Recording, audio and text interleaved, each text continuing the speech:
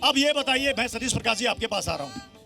ठीक है, देश के अंदर ये कह रहे हैं, युवा भी कह रहे हैं कि भाई कई सारी समस्या है, उन पर भी बात होनी चाहिए, लेकिन सवाल यहाँ पर राष्ट्रगीत का है। राष्ट्रगीत गाने में क्या दिक्कत है कि साहब हम नहीं गाएंगे? क्यों ऐसे? प्रत्युष जी, एक दो लाइनें आपको सुना रहा हूँ। जी जी जी। कि क्या बनने आए थे और क्या बन बैठे, कोई हिंदू तो कोई मुसलमान बन बैठे, और हमसे अच्छे तो वो परिंदे हैं जो कभी मस्जिद पे जा बैठे तो कभी मंदिर पे जा बैठे। मुद्दा सुनिए, मुद्दा विरोध नहीं है।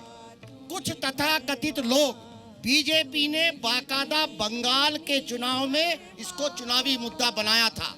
बंगाल की जनता से ये कहा था कि हम लोकसभा के अंदर इस बिल को लेकर के आएंगे। मेरा सवाल ये है कि 12 साल से बीजेपी सत्ता में है, क्या बीजेपी 12 साल में इस देश में एक माहौल नहीं बना सकती थी? एक गीत को लागू करने के लिए आपको कानून बनाना पड़ेगा। दूसरी बात, ये भी तो एक सच्चाई है, नागपुर में आरएसएस को 52 साल लगे राष्ट्रीय गान और झंडा स्वीकार करने में। मेरा मानना यह है, ये बच्चे हैं, इनको गाना नहीं, इनको रोजगार चाहिए, इनको सुरक्षा चाहिए, इनको व्यवस्था चाहिए, इनको एजुकेशन चाहिए। आपको मालूम है 2014 में नरेंद्र मोदी जी जब देश के प्रधानमंत्री बने तो इस देश का जो शिक्षा का जो हिस्सेदारी थी 4% थी, और न्यू एजुकेशन पॉलिसी में सरकार ने यह वादा किया कि हम 7.5 से 8% कहीं ना कहीं एजुकेशन को देंगे। आज कितना है? 2.3। आपने गाय को माता माना, सारी गायें सड़कें ऊपर है। आपने गंगा को माता माना, पवित्र माना। सतीश जी, आपने नेशनल एजुकेशन पॉलिसी की बात कर ली।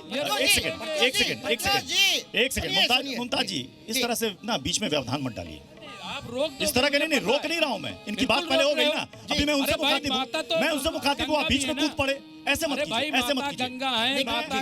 आपसे पूछ रहा हूँ सतीश जी, आपकी बात जो मैंने कहा कि यहाँ पर कई सारे युवा है जो अपनी बात उठा रहे हैं, सारी बात सही है, लेकिन हर कंट्री में, हर देश में उसका नेशनल गीत होता है नहीं, बिल्कुल। लेकिन साहब उसको गाने पर यह कह देना जिसको लेकर कानून है सर, राष्ट्रगान है, राष्ट्रगान है, राष्ट्रगीत भी है। अगर उसके सम्मान बराबर दर्जा दिया गया तो क्या दिक्कत है साहब? मुझे ये बताइए, 37 में विरोध शुरू हुआ, बिल्कुल, उसके पहले क्यों नहीं हुआ? लेकिन एक बात, उसके पहले क्यों नहीं हुआ सर? राष्ट्रगान है ना? नहीं सर, उसके पहले क्यों नहीं हुआ? अगर इस्लाम और मजहब सर, अगर इस्लाम और मजहब खतरे में आ जाता है, 1937 के पहले भी देश के हिंदू, मुसलमान, सिख, ईसाई मिलकर इस देश में अंग्रेजों के खिलाफ लड़ रहे थे। उस वक्त 1937 से पहले किसी मुस्लिम को दिक्कत नहीं थी।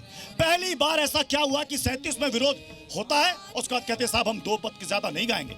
उसके पहले के मुसलमान का इस्लाम खतरे में नहीं आ रहा था। बिल्कुल, सुनिए, नहीं आ रहा था, उनको इस्लाम का इल्म नहीं था।